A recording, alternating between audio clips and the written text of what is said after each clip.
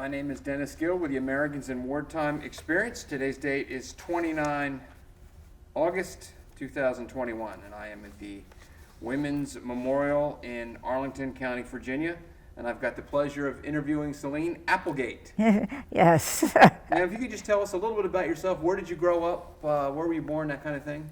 Pardon? Where were you born? Where did you grow up? Oh, I was born in Columbus, Ohio.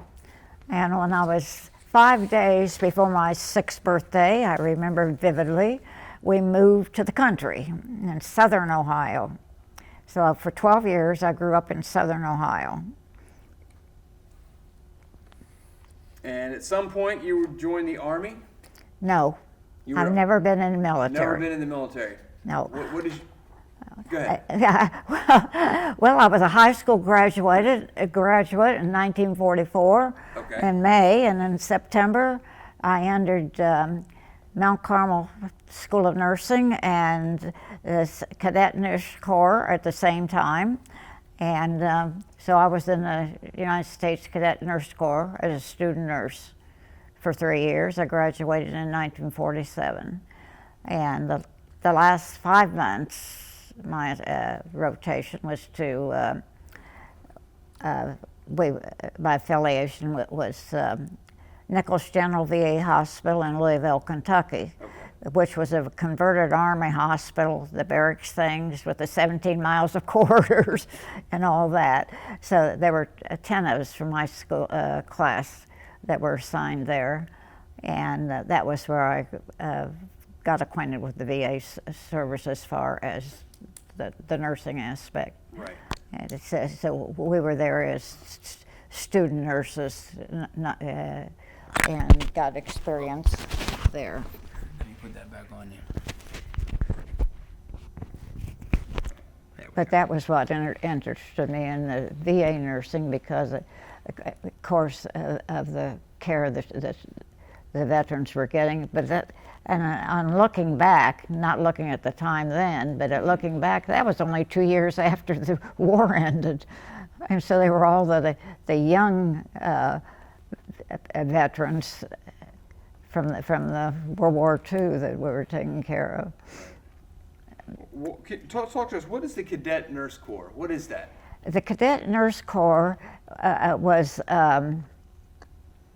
established as a civilian solution to a very severe shortage of registered nurses. The registered nurses were in the military, and the civilian hospitals had a severe shortage of nurses. So the Cadet Nurse Corps was a program that was established. It was for 5 years, as I recall, and the government paid all of our expenses for that, and we got a stipend, and we got our simultaneously, we were getting our nursing education, and as we learned skills, we practiced them on the ward. We staffed the hospitals, the students, and we got a lot of good experience. We got rotation to different specialties like pediatrics, and our communicable disease nursing was to the tuberculosis sanatorium, which they don't have such things anymore. But things in the past, but we got the experience as well, getting the theory on the nursing, and we really felt that, we all felt we were doing our part to help to win the war, because we were taking care of the home front there. We did the actual work. It wasn't just theory. And of course, emergency rooms and all the whole thing. And we graduated and did whatever we were going to do at that time. At that time, I went immediately to get my degree, and then later went into VA nursing as a career, and worked 31 years from staff nurse to chief nurse, and 7 different that experience from 7 different VA hospitals or facilities, and I've been retired 35 years. Meanwhile, I was raising the family and all that, but I didn't start transferring around until after my last child had graduated from high school. So, and we live in an army town, really, Leavenworth, Kansas, and so we had a lot of contact with the military. Right. So, and my daughter, of course, Diane perhaps told you she was going into nursing and also the Army, and but 5 of my 6 children were in the military at one time or the other. Why did you decide to become a nurse? I always wanted to help people. And I had decided when I was 10 years old I was going to be a nurse. And I used to take care of the sick chickens and animals and stuff. But I really wanted to help people. I had my sister was 4.5 years younger than I was. And whoever prepared me for her entrance into this world really did a good job, because she was my baby.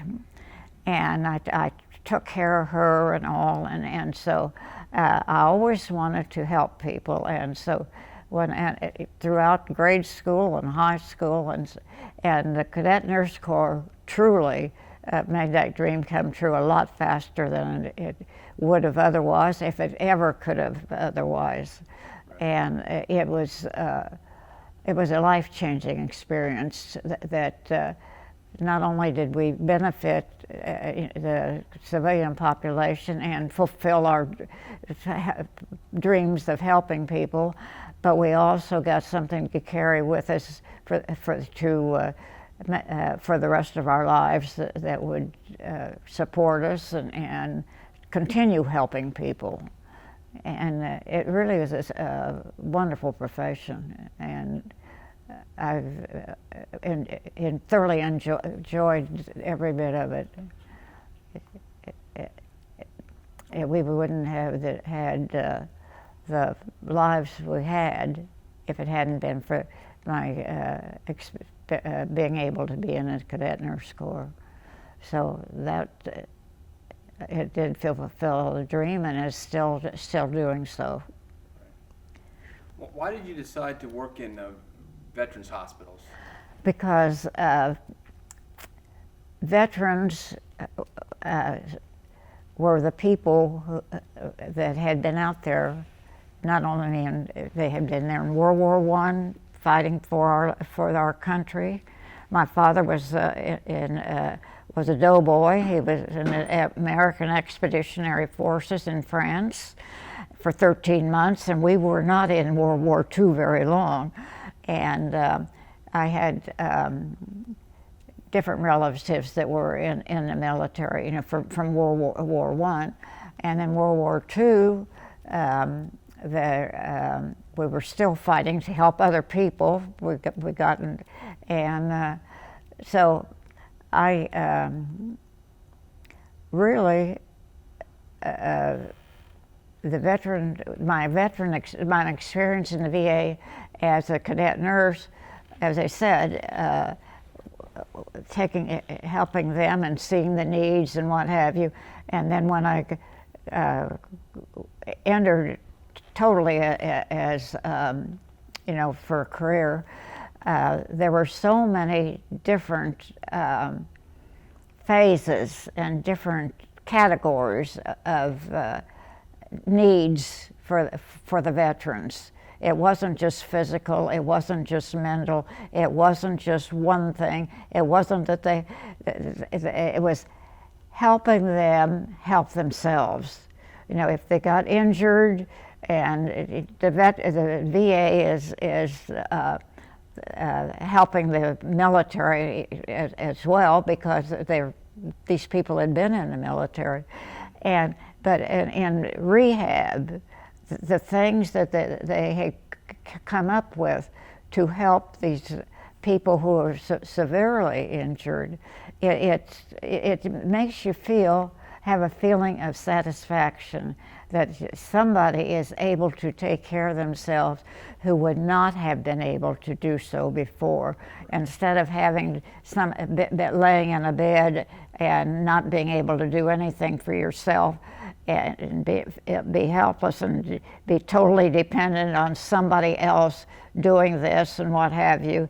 If you're being taught to even feed yourself and not have somebody putting food in your mouth, or if you have somebody to help you get up in a chair, instead of you trying to and not being able to do it properly and fall and hurt yourself, but all the things that you can do to help somebody help themselves. And the rehab, and the lungs, so many people have their lungs damaged, and how they can help themselves to lead a better life and be more normal in their interactions, because it is very difficult to try to talk to somebody if you can't breathe and if you can't get the air. And it's such a satisfaction when you see somebody able to go home and be able to fit in with the family, helping the whole thing, so they can be truly a part of the family and not a burden. And a lot of things is getting a person to have confidence in what they can do, not what somebody else can do for you, but for them to absorb that of what they can do for themselves, whether it's dress themselves, whether it's regardless to what, any little small can give them a sense of pride. And that's what so many people need, is a sense of able to do something independently. It doesn't matter what it is, but if it gives them that pride that they can do something for themselves, and whether, regardless to how polished it is, it's just the fact that they can do it. That really gives a person a sense of pride. And also families. It is just, I don't know, I guess it's the feeling of satisfaction of seeing that happen. Sometimes they go a little overboard on what the instructions give. I remember one patient that he came in and he was not really able to do much for himself, but then it was respiratory. And so we got him so that he could get around and what have you. And so we're giving instructions, and I said, now you don't need to wait on him having a foot. He can get things for himself. But so anyway, this family came back all proud of themselves with their father and everything. I said, well, I said to him, how are things going at home? He said, when I asked him to make me a cup of coffee, they tell me to get it myself. I said, so we had a little re-instruction there. But anyhow, it is a sense of pride that the families get and the patients get. And sometimes they haven't had that for years. They truly haven't. So the VA has so much to offer patients and does so much for them, that was what really made me proud to be a VA nurse. And because it really was helping people help themselves and taking pride in it. So it gave them a sense of well-being in a sense. So I look back with fond memories on some particular patients that had come from total care to really almost self-care. Were a lot of these injuries Pardon? were a lot of the injuries a result of their wartime experiences? So these the veterans that you helped, were there injuries because of war or? Some were, some weren't. Okay. I mean, we had all degrees of patients. Patients just in the military. We had patients for care for their service-connected disability, and then we had those who were in line of duty and not in line of duty. There were different degrees there. My understanding is the VA was established for the care of veterans with service in line of service-connected disabilities, but that gradually changed to all veterans are eligible for, as I understand it now, are eligible for care in VA facilities, which I think is fantastic because it really does help the veteran and the family with have a higher standard of living in many cases. So, but we did get we had World War. When I first went in, we had some World War I veterans, but most were World War II. And then we started getting Vietnam veterans, well, Korea too, and then in Vietnam. And so it ranged over a space of history, I guess, and each one was a different segment of warfare as well as peacetime, because things changed rapidly in fighting. You know, in these wars, things have changed drastically from one thing to another, and you have those different things to treat. Now, just like the PTSD, you know, post-traumatic stress syndrome. Now, that was let's see, I think in World War I it was shell shock. World War II it was battle fatigue, and then it became the post-traumatic stress syndrome. But whatever you name it, it's still the same thing, and they have learned ways to help treat that. And that is a real disease. It's not just somebody goofing off. And the veterans have had a terrible time with people understanding that their ailments are real. They're not imagined. And that is, I think people are more aware of it now. But there was a time when veterans were really not looked at it with very favorably. I thought they were treated terribly, and I think maybe we in the civilian life have advanced a little bit in our thinking, I hope, because these are the people out there fighting for us. They're not out there for fun and games. And that they're really concerned about the home front. And with these people all now, in the wars prior, it was they were drafted, and these people are volunteering to do this, and it's just, and you look at the finest of the fine, a lot of it we have in there. Yesterday, when I was sitting in the hallway downstairs after the ceremonies, or not downstairs, what am I saying? We're up on a stage, not a set level. Anyway, this young Marine was going by, and I just said hello to him, and he swerved over and came and sat down and side of me and talked for a little while.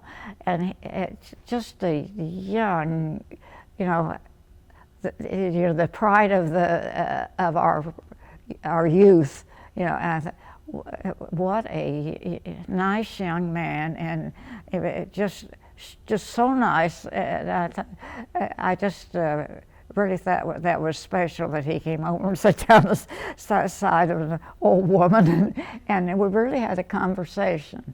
But he was just so polite, and I thought our polished youth, and it reminded me of my grandson and great-grandson, my great-grandson. But I thought, there's the pride of our country. He was a Marine, and it doesn't matter what branch of the service he was in. It still is. There's the pride of our country, male and female. So it's, I don't know. I guess it just doesn't. It's just kind of overwhelming when you think about it, all the things that are going on, and here are the pride of our country right out there in the front lines, and how will they come back? It's a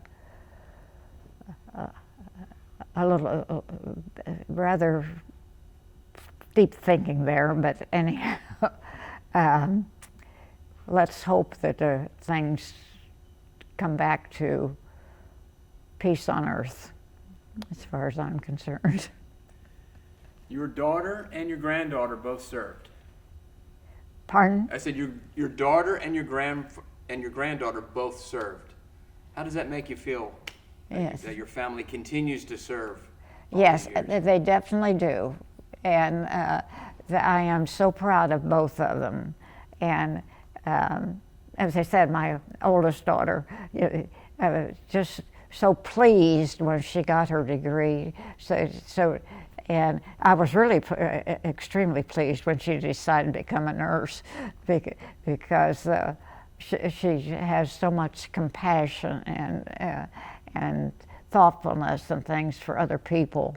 And I was just so happy when she did. And I've been proud of every accomplishment she's made. And she's made a difference in nursing and how it's conducted in Ohio. She's really been a big force there, and in what she was doing, and she thoroughly enjoyed her career. And she worked she did something I don't think I could do. She worked in an emergency room for a number of years, and that place, an emergency room, you never know what's coming in. Right. And I don't think I could have done that as she did. I think I was better off on a ward and taking care of patients, and then on up through management. I always admired that courage of anybody, any nurse working in an emergency room, because you could get, it can be chaos and it can be total no patients. And we had to rotate to the emergency room and during our training days, but we didn't have to choose to get in that specialty after we graduated or anything. But she really had a lot of experience in a lot of things, and volunteering, firemen, and all that stuff. That was really something that not everybody does. And as things changed, when she was a volunteer fireman, the women were wearing the firemen's clothes. They weren't tailored for females. They were strictly for males. And most of the different positions that women went into, the uniforms were tailored for men. They weren't tailored for women. And women were carrying the same weight as the men were carrying, whether it was police, whether it was firemen, or any other profession. The women were carrying that same weight in misfitting clothes because they were wearing male clothes, and the body sizes, shapes aren't the same. And but she's been through all of that type of thing, and I've admired greatly what she was doing, and have enjoyed the fact that she has been a happy nurse. I have had friends who were nurses who are not happy in the profession. And I think if you're not happy in the job you're doing, you should get out of it. Because as far as I'm concerned, you're a detriment. You aren't giving your best at something you don't like to do. And I think nursing is something that you truly have to like to do, regardless to what things aren't the most pleasant, that you have to be able to go give your best to the patient. You have to think of the patient, not of yourself. And that's where too many fail. They're thinking of how they react to this instead of what is happening to the patient. You have to think how bad this is, or what this does to the patient, and how this is going to affect the patient. You don't have time to think of yourself when you're taking care of patients. You have to see, how can I help this patient? What can I do to change this? What does he need that I can't provide? And how do we get that? It's a matter of you're focusing on somebody who really needs help. And sometimes what help he needs is the family getting involved. And it's a lot of times that will change everybody's attitude. Because if the patient really has needs that they can't meet, then they aren't treating him like he or she needs to be treated. So you have to, if they have family, you have to involve family in their care. And it makes all the difference in the world. But the one thing that you can't do, particularly if you're on duty, you cannot think of your own feelings about something, regardless to what the situation is. It has to be focused on the patient. And so I think that's where you get the most satisfaction, is what you can do for the patient. And it makes, regardless to how tired you get or anything, the fact that you've helped the patient is what is the reason you keep doing it, and the pleasure you get out of it.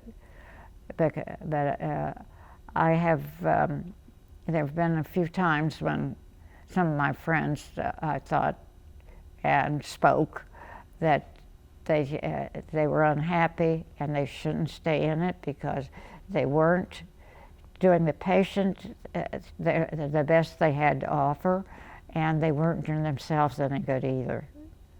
And I had some friends who did quit nursing because of the fact that they weren't happy. It was not the field for them. And they were much happier in another situation, and they were much more productive too. So I think you have to somehow have the motive of taking the patient and how you can help the patient, rather than I'm getting tired of this, I've had enough of it, and all that sort of thing. So I just think that you have to, I suppose with every other profession too, you really have to have a feeling that this is what you want to do, this is your life's work. Otherwise, I don't think that you can do your best. Sometimes your best is not good enough, and you wait till you get home to cry. But nevertheless, you do your best. And it does give you a feeling of accomplishment. What you do really makes the difference. Well, you have accomplished a lot. And, I think as I said, I don't see what I have to contribute to this because of all what other people are doing. My life has just been regular life that I just didn't see that I had much of anything to contribute. Well, I have my daughter and my granddaughter, but I didn't think myself that I had much to contribute. Well, you served the veteran community for many years. Pardon? You served the veterans community for many years, and your granddaughter and your daughter are where they are today because of you. Yeah. So that's pretty significant. Yeah. But I've been very proud of them, and continue to be so. And I've always been supportive of what they wanted to be. So I am proud of my children. I'm truly proud of my children and their accomplishments. And I have supported them in whatever it was that they wanted to do. So, I feel that they are really, I tell everybody I have the greatest children in the world. That's my feeling. That's probably everybody's feeling about their children. Mine are the greatest. So, but I don't know. I really have. I really feel that I live in the present, and I don't look back I've looked more back in the past since I've Christine has been involved in this Women's Memorial. I have looked back more in the past in these few months than I have in all the years past. I just have little gems stored in my mind of really bright things, my little gems. I bring them out, brush them off, enjoy them again, and put them back and continue on. But you plan for the present. I've always got something planned for the present, but I'm living here now. How do I manage this? And I've always done that. This is a problem. How do I solve it and go on from there? And it's to me, it's been a very satisfying life, and a very satisfactory retirement. I worked 31 years. I've been retired 31 years, and I don't know how I ever found time to work. So Well, that's great. Well, on behalf of the Americans of Wartime Experience, I thank you for sitting down and talking to us, and I thank you for your service. We appreciate it. Well, thank you, and thank you for your service.